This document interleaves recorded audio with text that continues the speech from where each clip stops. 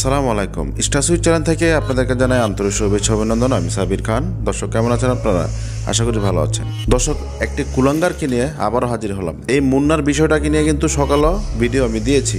তো সকাল ভিডিওটি দেওয়ার পর আমি অনেকজনের কমেন্টে দেখতে পেলাম, কমেন্ট সেকশনে যখন আমি যাই তখন আমি দেখতে পেলাম অনেকে বলতেছে যে ভিডিও কোথায়, তারা বিশ্বাস করছে না। মানে আপনারা কেন বিশ্বাস করছেন না? এটা তো সময় টিভিতে, টেলিভিশন, বিভিন্ন পত্র পত্রিকায়, বিভিন্ন জায়গায়, সোশ্যাল মিডিয়াতে কিন্তু ভাইরাল টপিক এটা। কারণ মর্গের ভিতরে লাশের সাথে খারাপ কাজ করেছে, এটা কিভাবে ভাইরাল না হয়? আর আপনারা জানেন যে এই সমস্ত কথা আর এই সমস্ত নিউজ কিন্তু সত্য না হলে কেউ এটা ভাইরাল করে না। হ্যাঁ, তবে খুব দুঃখ জানাচ্ছি বাংলাদেশের সিকিউরিটির উপরে। কারণ এই মর্গে অবশ্যই সিকিউরিটি থাকা দরকার ছিল। যদিও সিকিউরিটি থাকে, এই সিকিউরিটি থাকা সত্ত্বেও কিভাবে এই কুলাঙ্গার মুন্না মর্গের যে রুমটা, এই রুমটার ভিতরে গিয়ে কিভাবে সে এমন একটি জালিম ধরনের কাজ করতে পারে? দর্শক, আমি প্রমাণ ছাড়া কথা বলি না। অবশ্যই আপনাদেরকে দেখাবো একটি ফুটেজ, এই কুলাঙ্গার মুন্নাকে কিভাবে গ্রেপ্তার করলো পুলিশ এবং তাকে দৃষ্টান্তমূলক শাস্তি দেওয়া হবে। আমরা অবশ্যই এটা কামনা করি।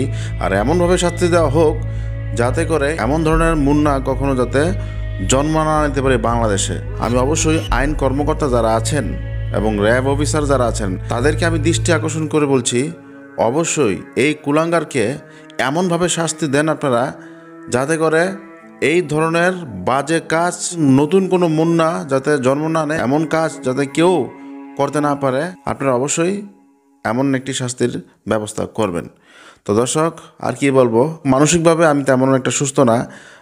আমি আসলে মর্গের যে বিষয় কথাটা, যেহেতু মর্গের লাশ কাটাকাটি, আপনারা অবশ্যই বুঝতে পারেন এইসব নিয়ে আসলে কথা বলাটা অ্যাকচুয়ালি মানে খুব খারাপ লাগে। এই জালিমটা যেহেতু একটা লাশের সাথে এমন কাজ করতে পারে, তাকে তো মানুষ বলা যায় না। এবং কি এও শুনেছি সে নাকি এই ডোম গড়ে একা থাকতো। এত বড় সাহস কি করে হয়?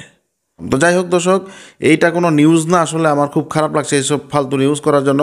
তারপরও আমি নিউজটা করলাম, কারণ আমরা চাই যে এই ধরনের ফালতু মুন্নাদের অবশ্যই শাস্তি হওয়া উচিত। এই শাস্তির জন্যই কিন্তু আমি ভিডিওটি আবার বানালাম। তো দর্শক, চলুন দেরি না করে আমরা সেই ভিডিও ফুটেজটি দেখে আসি, সেই কুখ্যাত মুন্নাকে কিভাবে পুলিশ গ্রেপ্তার করেছে। এই সেই মুন্না ঢাকা সোহরাওয়ার্দী হাসপাতালে মর্গে ডুমের সহযোগী। মর্গে মৃত ব্যক্তির সাথে শারীরিক সম্পর্ক করে আসছিল, যাকে বলা হয় নিক্রোফিলিয়া।